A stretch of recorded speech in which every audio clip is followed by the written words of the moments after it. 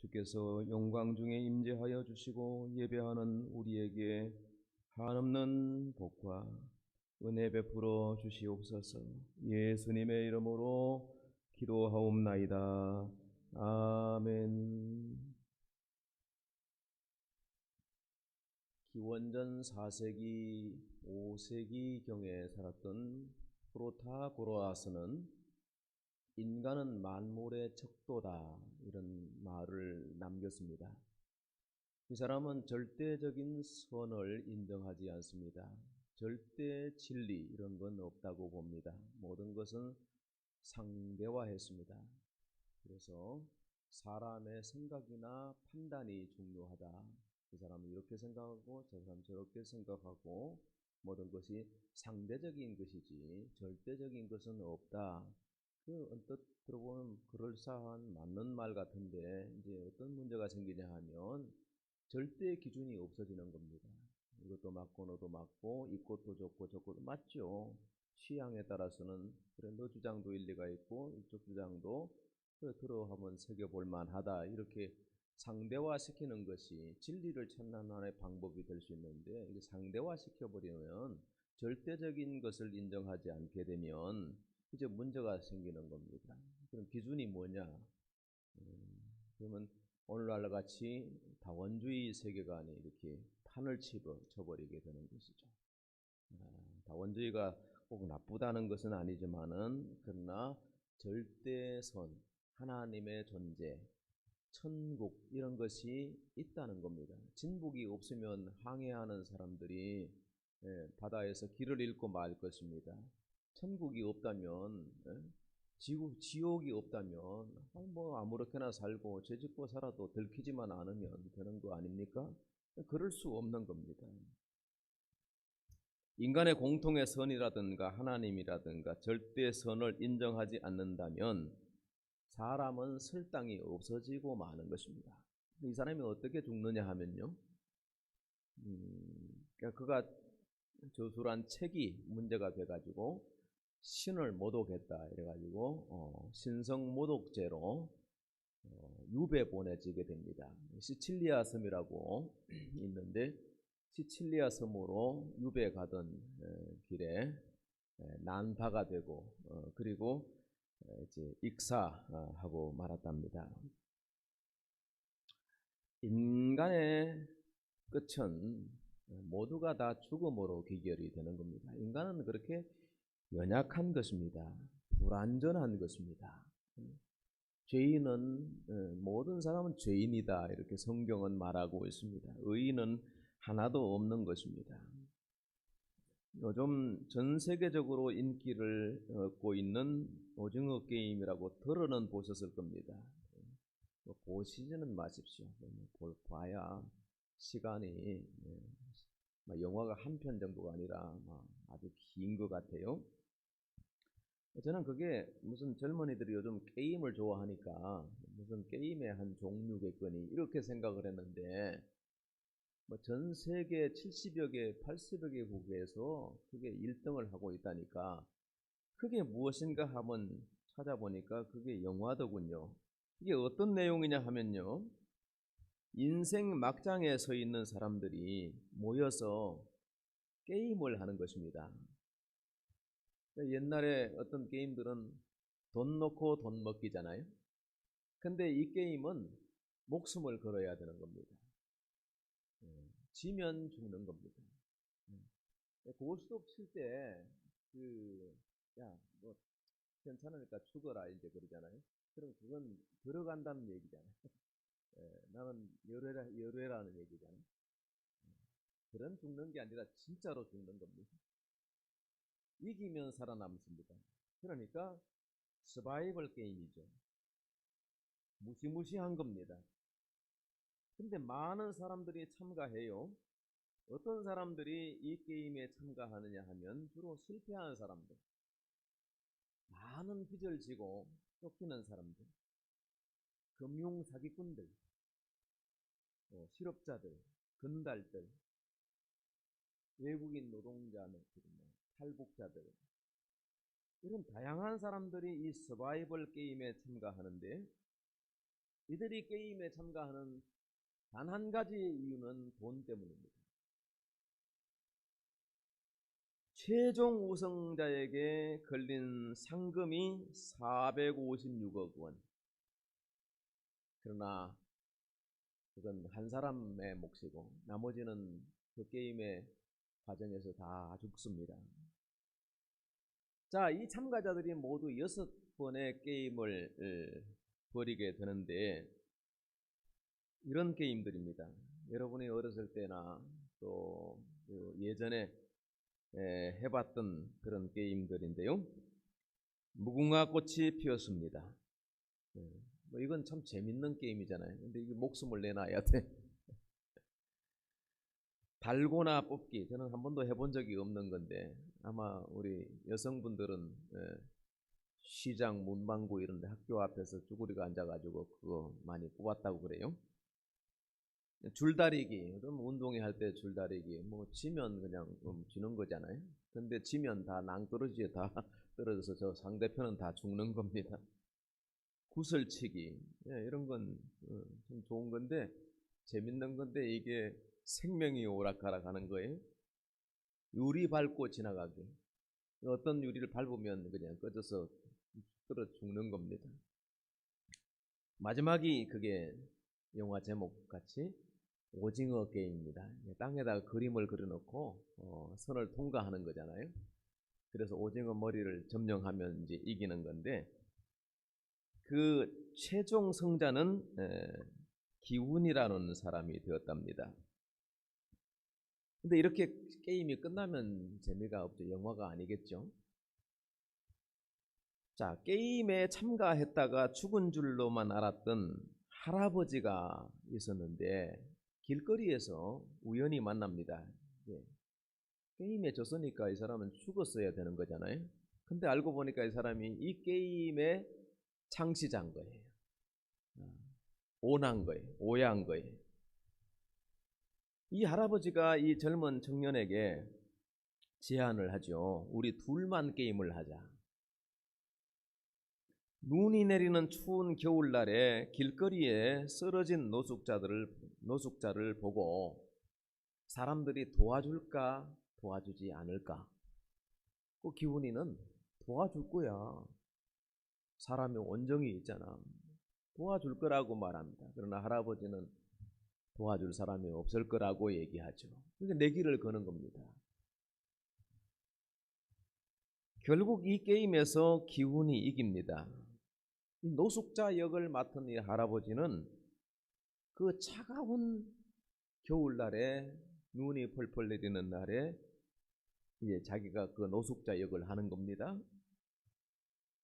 길 가는 사람들이 다 그냥 스치고 지나가는 거예요. 손대지 않습니다. 와서 보지 않습니다. 그런데 누군가 와서 돕는데요. 이 쓰러진 노숙자를 와서 도운 사람이 누구냐 하면 기독교인이라는 겁니다. 길거리에 이제 전도를 다니는 사람, 남자예요. 예수천당, 불신지옥, 예수천당, 불신지옥 바로 다니는 그런 사람인 거예요. 설정이 참 그렇죠. 이건 기독교 폄훼 영화인 거죠. 자, 지나가다가 노숙자를 발견하고 와서 돕습니다. 마치 선한 사마리아 사람처럼 그런 줄 알았는데 이 노숙자를 일으키더니 이 남자가 하는 말이 뭡니까? 여러분 같으면 길 가다가 그렇게 쓰러져 죽기 직전에 있는 사람에게 뭐라고 말을 걸겠습니까? 여보세요, 정신 차리세요. 어디 아프세요? 어디 아프세요? 어디가 안 좋으세요? 집이 어디세요? 그렇게 하고 붙여가고 병원에 가야 되지 않습니까? 와서 돕긴 도왔는데, 예? 도운 게 아닌 거예요, 이거는. 이 사람의 한마디 말이 사람들에게 충격을 주는 것이죠. 이 사람이 뭐라고 말을 했을까요? 예수 믿으세요. 아니, 네 같으면 믿겠어요? 이런 인간이 저는 전하는 전도를 받겠습니까, 여러분? 그러니까 돕기는 도왔지만은 아무런 도움이 안 되는 인간이라는 말이에요. 이게 이 오징어 게임의 작가, 영화 감독이 기독교를 바라보는, 기독교인들을 전부 일반화시켜서 비하하는 하나의 반기독교 영화인 것입니다. 그 영화의 마지막은 아주 우리를 씁쓸하게 하죠. 우리가 그런 존재는 아니잖아요. 그러나 이 시대의 많은 사람들이 일반적으로 가지고 있는 기독교에 대한 대체적인 이미지가 그렇다는 거죠. 주인공 기훈은 자기가 받은 상금으로 남을 도우면서 살기로 다짐하고 영화는 끝이 납니다. 상대적으로 좋은 사람이 있고요. 아무리 나쁜 사람도 좋은 면이 있는 것이 사실입니다. 자기뿐이 나 사기치요 그러고 다니는 사람 없습니다. 굉장히 그럴싸한 사람, 괜찮은 사람이에요. 그러나 전반적으로 보면 인간은 하나같이 다 불완전하고 연약하다는 것입니다. 인간 자체에는 소망이 없다는 것입니다. 아무리 선한 인간도 악하게 될 수 있습니다. 아무리 악한 사람도 변화되어서 새 사람이 될 수 있습니다. 그 능력은 어디 있느냐? 교도소에 있지 않습니다. 무슨 사회 복지에 있지도 않습니다. 사람이 가난할 때 동사무소에서 쌀마대기는 배달에, 반찬은 배달해 주는데 그렇다고 해서 사람이 개조됩니까? 오히려 기초수급자를 만들면 더 사람을 무기력화시키는 겁니다. 사람의 변화는 오직 생명이신 예수 그리스도 안에 있는 줄로 믿습니다. 기독교 안에 있지 않습니다. 기독교 공동체 안에 있는 것도 아닙니다. 만약에 교회 안에 구원이 있다고 말한다면요, 중세 가톨릭 천년 세월 속에서 모든 추악한 죄악에도 불구하고 사람들은 다 구원받았어야 할 것입니다. 그러나 여러분 명심하십시오. 교회 나온다고 다 구원받겠습니까? 저는 천만의 말씀이라고 생각합니다. 그건 기본입니다. 교회 나와야 믿음이 생기고, 교회 나와야 저분이 참 믿음이 참 좋으시구나, 저렇게 믿음 생활을 해야 되겠구나, 어렵고 힘들 때 서로 잡아주고 지지해주고 위로해주고 기도해줄 수 있습니다. 혼자서는 살 수 없는 것이 인간 사회인 것입니다. 믿음은 공동체 안에 있을 때에 그것은 빛난 보석이 될 수 있는 것입니다. 홀로 있으면 꺼진 장작과 같이 불피지 않습니다. 그래서 공동체, 교회가 필요하지만은 때로는 필요악이 되기도 하는 것입니다. 교회가 잘못될 수가 있는 것이고 미꾸라지 한 마리가 전체 우물을 흐리게 만들 수 있는 것입니다. 아마 그렇게 생각할 때 기독교가 그동안에 좋은 선한 일들을 많이 했음에도 불구하고 욕을 먹는 것에 대해서는 우리가 반추하고 또 회개하고 성찰해서 타산지석으로 삼아서, 그래 우리의 죄야, 미안해, 우리가 부족하고 연약했어, 지금 우리는 더 경신하고 깨어있고 발전적이고 진보적인 그런 공동체로 나가야 할 단계 시점에 있다고 보아집니다. 성경은 우리가 다 실수가 많으니 말에 실수가 있다고 했고, 오늘 말씀에도 보면 우리가 때로는 남을 저주하기도 하고 선을 행할 능력이 없고 악한 세상에서 동료가 되어지고 하나님의 영광에 이르지 못하는 그런 모습으로 설 때가 많이 있습니다. 그 우리의 본성이 아담 이후에 인간이 타락했기 때문입니다. 타락하되 전적으로 타락하여서 인간은 스스로 구원할 수가 없는 겁니다. 과학을 발전시킬 수 있고 수명은 약간 연장시킬 수 있을지 몰라도 인간 자체의 구원이 없단 말입니다. 부패한 것이 인간인 것입니다. 사도 바울은 믿음의 표상이 될 수 있는 사람이 예수를 내가 본받았으니 너희도 나를 본받는 자가 되라 하고 말했죠. 근데 이 사도 바울은 조건이나 배경이나 출신이나 모든 것에 있어서 그 어느 누구에게도 굴리지 않는 사람 하면서부터 로마 시민권자였고 유대인의 베냐민 지파의 사람이었고 가말리엘 문화생이었고요. 그 시대의 헬라 철학의 대가의 제자였으니까 석학 중에 석학이었습니다. 그러나 예수를 핍박하는 사람이었습니다. 대제사장의 공문을 받아서 다메섹으로 가서 다메섹에 있는 예수 믿는 사람들을 잡아 가두고 죽일 수 있는 권한을 가지고 다메섹 가는 길에 강력한 빛의 포로가 되어지죠. 사울아 사울아 어찌하여 네가 나를 박해하느냐. 주여 누구시니까.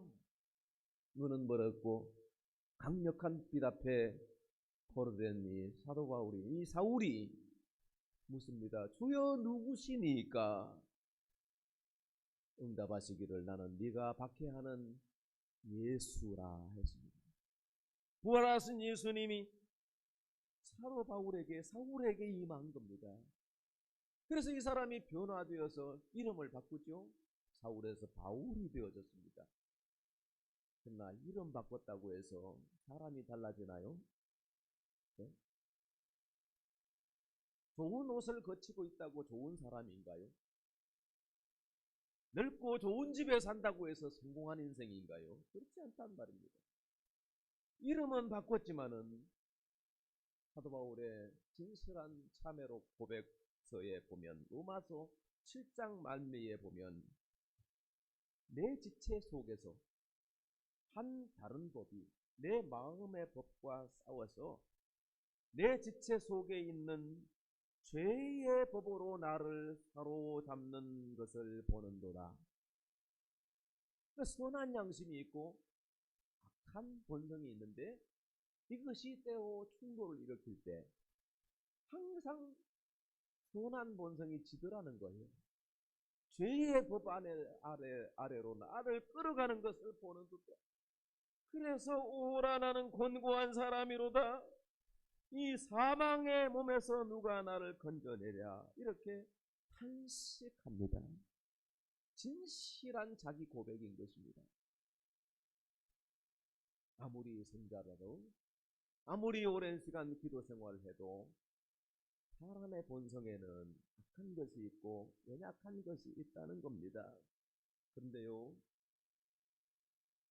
사도 바울의 최후에 기록한 서신들을 보면 많이 다릅니다. 많이 성숙해졌습니다. 디모데후서 4장 8절 말씀인데 앞에 화면을 보시면서 한번 같이 봉독해 보십시다. 나는 선한 싸움을 싸우고 나의 달려갈 길을 마치고 믿음을 지켰으니 이제 후로는 나를 위하여 의의 면류관이 예비되었으므로 주 곧 의로우신 재판장이 그날에 내게 주실 것이며 내게만 아니라 주의 나타나심을 사모하는 모든 자에게로니라. 아멘. 선한 싸움을 싸우고 믿음을 지켰다는 겁니다. 달려갈 길을 달리고 믿음을 지켰는데 최후의 승리를 얻는 믿음의 성자가 되었다는 고백인 것입니다. 그래서 이제 기다리는 것은 주님 앞에 갔을 때 의의 면류관입니다. 착하고 충성된 종이었다고 칭찬받는 이제 그 자리가 이제 보이는 겁니다. 이게 디모데후서 4장 바울의 마지막 필적의 마지막 서신인 것입니다. 사랑하는 성도 여러분, 우리도 천국 가는 과정에 있습니다. 천국은 반드시 있는 줄로 믿으시기 바랍니다.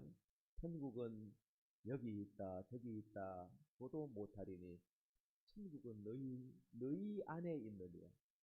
우리 속에 천국이 있어야 될 줄로 믿습니다. 죽어서 천당 가는 것은 물론입니다. 영접하는 자 하나님의 자녀에게는 천국이 약속되어 있습니다. 그런데 예수 믿고 믿음 생활하는 우리가 이 땅에 살면서 내 마음 평안해야 됩니다. 또 평강이 임해야 됩니다. 하는 일이 잘 돼야 돼요. 고난과 역경이 있을 수밖에 없습니다. 그럴 때도 믿음으로 하나하나 극복해 나가고 우리가 선한 싸움을 싸워서 최후의 승리자, 하루하루 이기는 자가 되어질 때에 최후의 승리자가 될 줄로 믿습니다. 이 불완전하고 이 연약한 인간이 온전하게 되는 비결을 오늘 말씀드립니다. 전도서 7장 23절 말씀 보시면 스스로 이르기를 내가 지혜자가 되리라 하였으나 이게 실패했다는 거예요. 솔로몬의 고백이잖아요. 얼마나 지혜로운 사람이었습니까? 전에도 말씀드렸다시피. 그러나 솔로몬의 후기에 보면 실패자가 되었거든요.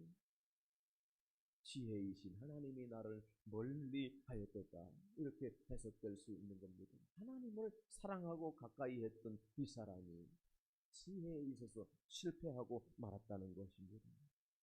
그러니까 여러분, 불완전하고 연약한 인간이 온전케 되는 비결 첫째는 뭘 얻는 거예요? 첫째, 화면이 안 넘어가죠? 첫째 뭐라고요? 지혜를 얻어야 하는 것입니다. 지혜를 얻는 것. 예, 잠언서 3장 14절에 보면 이는 지혜를 얻는 것이 은을 얻는 것보다 나으며 그 이익이 정금보다, 그전 금값이 많이 올랐습니다, 여러분.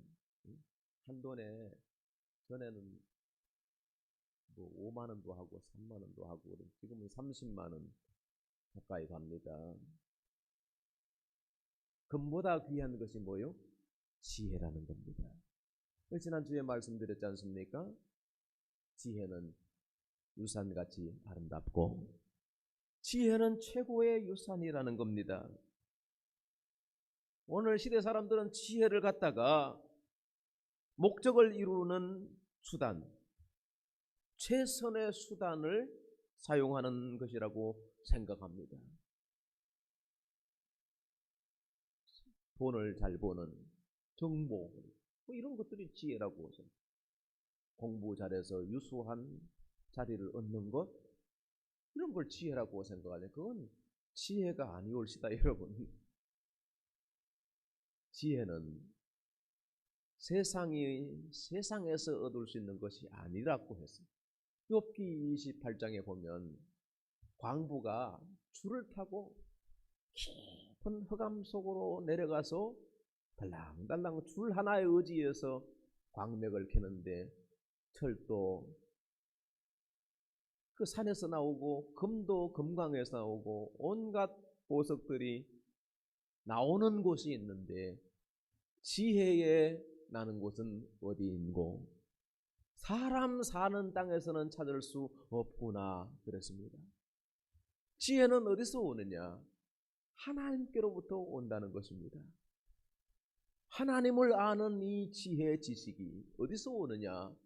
내가 연구해서 얻은 게 아니에요.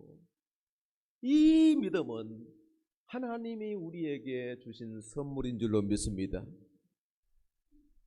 하나님이 우리에게 지혜와 함께 평강을 주시고 지혜와 함께 은혜도 주시고 지혜와 함께 구원을 주신 줄로 믿습니다.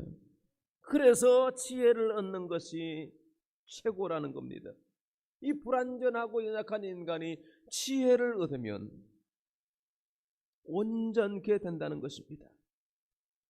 유명한 설교자 스펄전 목사님은 이런 설교를 했습니다.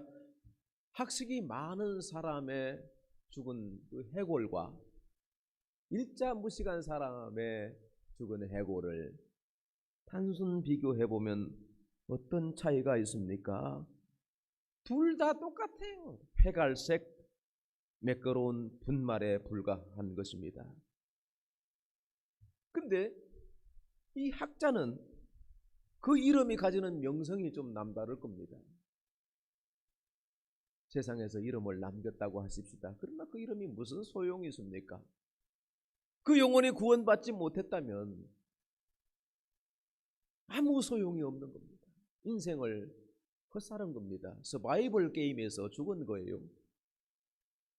죽고 마는 겁니다. 한 번 죽는 것은 사람에게 정한 것이다 그랬습니다.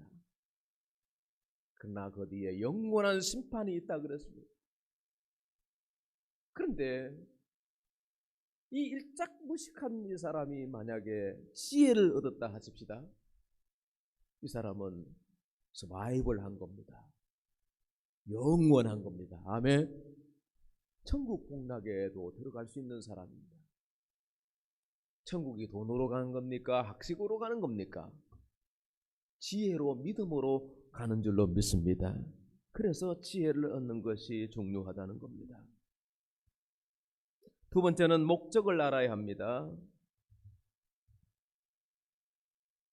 인간이 무엇인가? 시편 8편 1절에 보니까 여호와의 우리 주여 주의 이름이 온 땅에 어찌 그리 아름다운지요. 그 4절에 보니까 사람이 무엇이건대 주께서 그를 생각하시며. 다윗이 묻습니다. 하나님, 사람이 무엇입니까?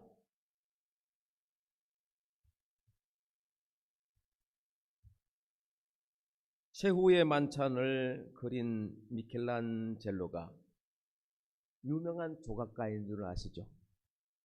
원래 조각 작품을 하다가 그 당시 교회의 부름을 받아서 바티칸의 시스티나 성당에 가서 벽화 천정의 그림을 그렸습니다. 그러고 나서 마무리를 이제 다윗상을 마무리를 했는데, 이 다윗상을 이렇게 보면 뭔가 생각에 잠겨 있는 겁니다. 저는 유축컨대 미켈란젤로가 참 믿음 좋은 사람이었고, 다윗상이라고 이름을 붙였을 때 다윗이 묻는 질문이, 중요한 질문이 있습니다. 인간이 무엇입니까 하나님? 사람이 무엇이건데 그를 생각하시고 인자가 무엇이기에 주께서 그를 돌보시나이까?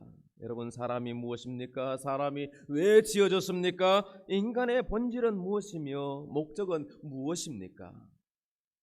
이것을 여러 학자들이 연구합니다. 과학자들은 과학자대로, 물리학자는 물리학 자기의 분야대로, 인간에 대해서 생물학자는 생물학으로 연구를 합니다. 신학에서도 사람에 대해서 연구하는 것입니다. 사람이 무엇인가? 그 인간론을 1년 내내 신학교에서는 이게 과제도 많고, 인간이 무엇인가 철학적으로 여러 논거를 가지고 공부를 합니다. 위르겐 몰트만이라는 유명한 교수가 있습니다. 인간은 한 줌 흙으로 만들어졌는데 사람의 몸무게에서 물이 절반 이상을 차지하죠. 그리고 나머지 이 무게는 20가지 정도의 원소로 이루어져 있다는 겁니다. 제일 많이 함유하고 있는 건 탄소인데, 산소와 탄소, 수소, 칼륨, 질소, 인, 유황, 칼륨, 나트륨, 마그네슘, 철, 구리, 납, 비소, 알루미늄, 망간, 규소, 염소, 이런 것들입니다. 자, 이 화학적인 이 물질을 전부 다가 이게 압축을 해서 이 구리를 만들고 뭔가 탄소를 만들고 칼슘을 만들고 그런다면 이걸 전부 다 모으면 불과 1달러의 가치밖에 되지 않는다는 겁니다. 지금은 환율이 올랐으니까 10,000원 정도 된다고 하십시다. 여러분, 우리 인간 존재가 팔면 10,000원밖에 안 될까요? 사고가 나서 보험사에서 보험을 청구하는 걸 보면 사람에 따라서 가치는 달라요. 어떤 사람은 1억, 어떤 사람은 3억, 그렇죠? 어떤 사람은 아주 성공한 인간이 만약에 사고로 죽었어요. 이 사람은 시간당 그 일당이 아주 센 사람이에요. 시간당 페이가 센 사람이. 이 사람은 남은 시간 동안 일할 것에 대한 그 계산을 다 해가지고 보니까 5억이나. 저기 어디 여행 가다가 배가 침몰해서 죽었는데 시위를 하니까 그건 10억도 나오고 20억도 나오는 겁니다. 사람의 가치는 화학적으로 10,000원도 안 되는데 사람에 따라서는 그 사람이 있는 환경이나 어떤 위치에 따라서는 사람의 가치는 천차만별인 것입니다. 여러분은 얼마짜리입니까? 성경은 말씀합니다. 천하보다 낫다. 온 천하를 주고도 바꿀 수 없는 것이 사람이라고 했습니다. 왜냐하면 하나님의 형상대로 사람을 지으셨기 때문에. 할렐루야! 어떻게 사람을 갖다가 10억에 팔 수 있습니까? 사람의 장기 하나를 2,000만 원, 3,000만 원에 내갈 수 있습니까? 그럴 수 없는 것입니다. 돈으로 살 수 없는 것이 사람인 것입니다. 성경은 인간이 신묘막측하게 지어졌다고 했습니다. 얼마나 놀랍게 만들어졌는지 모릅니다. 우연히 발전하고 진화해서 이렇게 그렇게 생겨나신 게 아닌 것입니다, 여러분. 손을 한번 보십시오.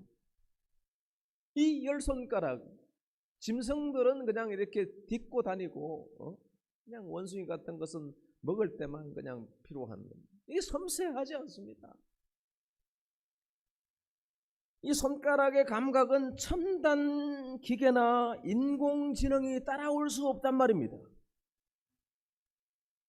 이 손은 마치 소형 크레인처럼 무엇이든지 집어 올릴 수 있습니다.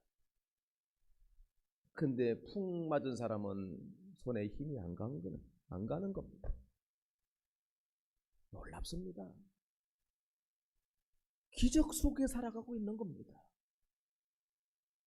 우리 눈은 또 얼마나 정확하고 이 신경세포가 얼마나 복잡하게 연결되어 있습니까? 그래서 작은 글씨도 보이는 겁니다. 멀리도 보이는 겁니다. 눈동자를 한 번만 굴르면 옆에 뭐가 있는지 아는 겁니다.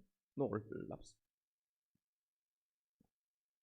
인간의 혀는 소형 컨베이어 벨트같이 이렇게 돌려주면서 음식물이 들어가면 이게 입에 돌아가면서 아래 위 이빨이 맷돌처럼 갈리면서 믹서하면서 목젖을 통해서 내려가서 위주머니에 쌓입니다. 위산이 분출되면서 음식물이 녹아지고 화학작용을 일으키면서 심장은 한평생 쉬지도 않고 가동되는데 코에서 마시는 들어만 산소와 믹서되면서 산화작용이 일어나고 피를 생산해서 허파가 벌럭이면서 이게 몸 전체에 다 올라가는데 부정맥이 있는 사람들은 이제 문제가 생깁니다.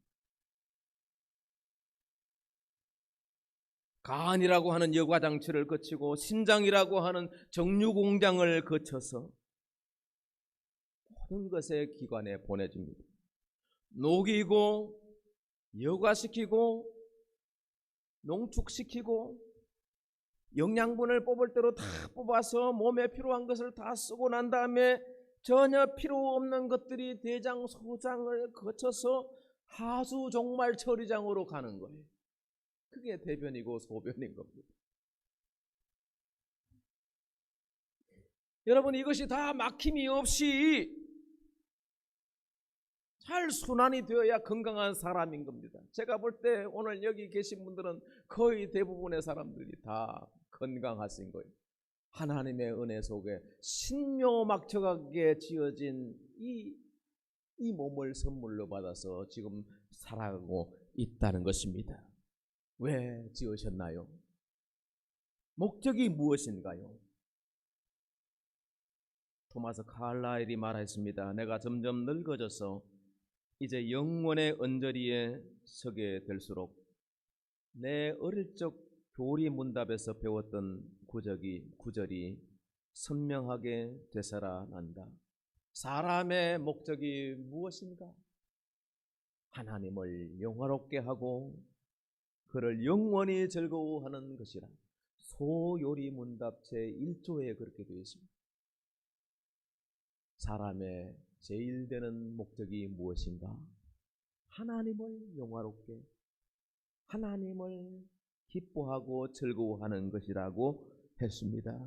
여러분, 이 목적대로 하나님을 사랑하고 하나님께 쓰임받는 여러분의 일생이 되어지기를 축복합니다. 오늘 본문 26절 말씀을 같이 읽읍시다. 마음은 시작. 마음은 올무와 그물 같고 손은 보석 같은 여인은 사망보다 더 쓰다는 사실을 내가 알아내었도다. 그러므로 하나님을 기쁘시게 하는 자는 그 여인을 피하려니와 죄인은 그 여인에게 붙잡히리로다. 오해를 마시기 바랍니다. 여자가 나쁘다는 얘기가 아닙니다. 뒤에 그 다음 구절에 보니 여자는 한 사람도 없다 뭐 그런 얘기인데 남자는 그러면 괜찮은 인간이냐? 그렇지 않다는 겁니다.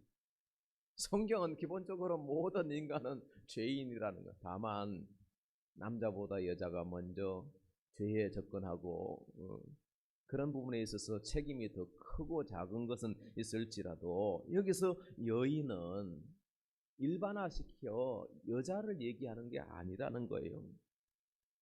그러니까 성경을 해석할 때 문자 그대로 이렇게 읽어버리거나 받아들이면 문제가 생깁니다. 14만 4천 명의 숫자에 들어가야 되면 일반 교회는 다니면 안 됩니다. 신천지 2단 사입이 거기 가야 구원받는다는 얘기가 나오잖아요. 그 요한계시록을 그 숫자가 나오는데 그 숫자를 그렇게 자기 마음대로 해석하면 안 되는 겁니다. 그건 그때 사도 요한이 반모섬에 유배되어 있었을 때 로마 대박해 시대라.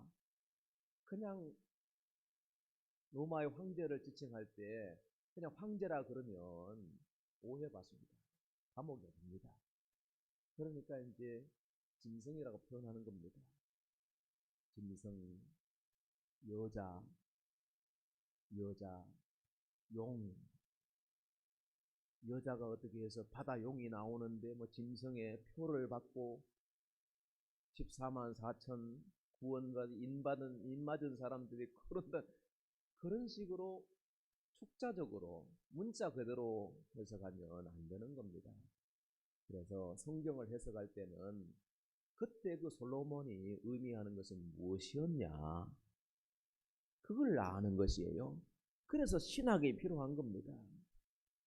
이거를 복잡하게 얘기할 건 아니지만 그래서 어떤 사람들은 여자는 구원받지 못한다. 여자는 교회에서 잠잠하라. 이런 차원이 아니라는 겁니다. 여기서 여인이라고 하는 것은 잠언서에 나오는 음녀라고 할 수 있습니다. 음녀는 뭡니까? 우리를 하나님에게서 멀어지게 하는 모든 요인들, 하나님에게서 끊어지게 하는 모든 조건들, 이런 것들이 다 음녀가 되는 겁니다. 어떤 것이 우리를 하나님에게서 멀어지게 할까요? 먹고 입고 살아가는 모든 것들이 그렇습니다. 근데 꼭 필요한 건데 필요하게 되는 겁니다. 나 더 먹어야 되겠어. 더 좋은 거 먹어야 되겠어. 비 안 맞는 집에 사는 것도 행복인데 나 더 좋은 집에 넓은 집에 살아야 되겠어. 그러니까 하나님께 드리는 시간을 빼가지고 더 많은 일을 만들고 더 많은 스트레스를 받아야 되고 과도하게 행사에 참여해야 되고 사람에게 눈도장 찍어야 되고 인간관계에 맺어야 되고 그러니까 하나님은 아는 이웃 아저씨가 되는 거예요. 하나님은 내 어려울 때 help me, help me 하면 도와주세요. 그러면 그때 도깨비 방망이 가지고 나오는 무슨 산신령과 같은 존재. 하나님을 그런 식으로 몰린격시 하는 것은 신앙생활이 아닌 것입니다, 여러분. 하나님을 기쁘시게 하는 자. 우리가 자식된 입장이라면 어떤 자식이 부모를 기쁘시게 합니까? 큰 집을 사주고 막 대단한 대학에 들어가고 많은 돈을 벌고 이것이 부모를 기쁘시게 합니까? 그런 게 아니지 않습니까? 사귐이지 않습니까? 엄마 잘 지냈어? 아픈 데 없어? 우리 요양원에 매일 안부 전화하는 딸이 계십니다. 야, 어떻게 그렇게 할 수 있을까? 딸이 없는 나는 매우 부럽습니다. 그런 거 아닙니까? 부모를 기쁘시게 하는 것은요. 하나님을 기쁘시게 하는 것은 관계에 있다는 것입니다. 인간이란 무엇인가? 사람 인자에 사이 간자를 쓰지 않습니까? 다시 말하면 사람 사이라는 겁니다. 인간이 풀면 man between 사람 사이예요. 사람이 될 수 있는 것은 사귐에 있는 겁니다. 친구를 보면 어떤 사람인지 아는 겁니다. 그 사람만 가지고는 모르는 겁니다. 야, 그 사람 어떤 사람이야? 누구한테 물어보면 아, 그 사람 참 좋은 사람이야. 아, 그래, 좋은 사람이구나. 그렇게 알 수 있는 겁니다. 인간관계가 중요합니다. 또 이 사람은 자연과의 관계가 중요합니다. 그래서 요즘 자연이라고 하는 것은 이렇게 삼라만상의 아름다운 이런 것들도 이 인간의 말살이 인간성에 회파되는 것이 자연을 자꾸 경시하고 자연을 난개발하고 그러다 보니까 사람이 사는 같은데 사람이 온갖 애환과 질병을 가지고 있고 복잡한 세상이 되어지고 있는 것입니다. 그래서 자연과의 관계성이 참 중요합니다. 그래 가끔 하늘을 보자. 얼마나 스트레스가 많습니까? 우리 교회는 얼마나 좋은 위치에 있습니까? 좀 멀리서 오시는 교우들은 산이 얼마나 아름답고 얼마나 변화무쌍하고 도심지에 속에 살면 하늘이 보이지 않습니다. 밤하늘의 별들을 언제 보셨습니까?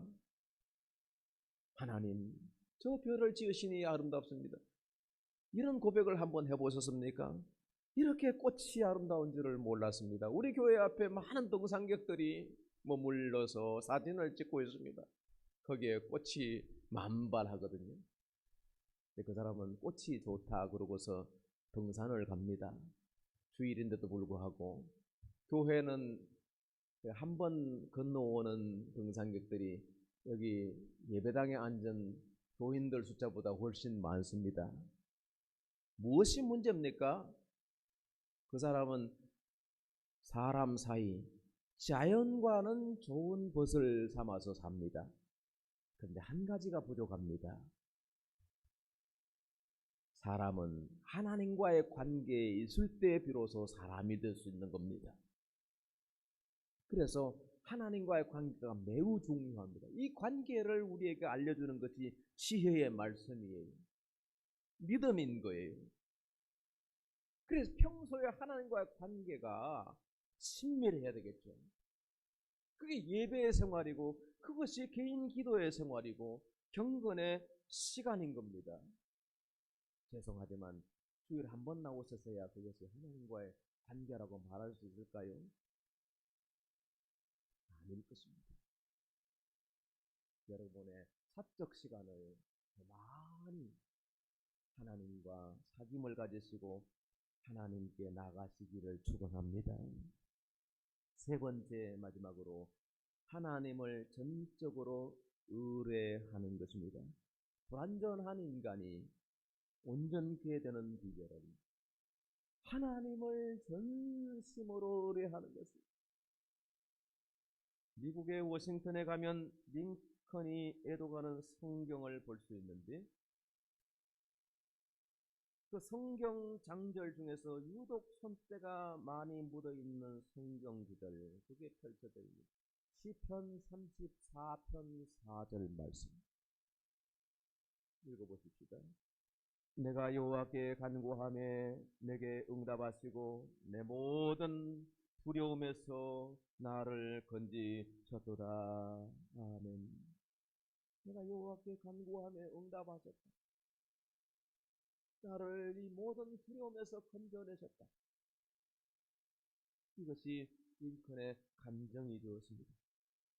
링컨은 노예 해방 전쟁을 치러야 했습니다. 미국 남북으로 갈라져서 얼마나 피비린 나는 전쟁을 치러야 되는지 모릅니다. 그는 7살 땐가 어머니가 돌아가셨습니다. 외롭게 자랐습니다. 많은 실패와 고난이 있었습니다. 그러나 그때마다 하나님께 나가서 기도했습니다. 하나님께 기도하면 응답 주시고 모든 두려움에서 건져주신다는 믿음이 있었기 때문에 그는 성공자가 될 수 있었던 것입니다.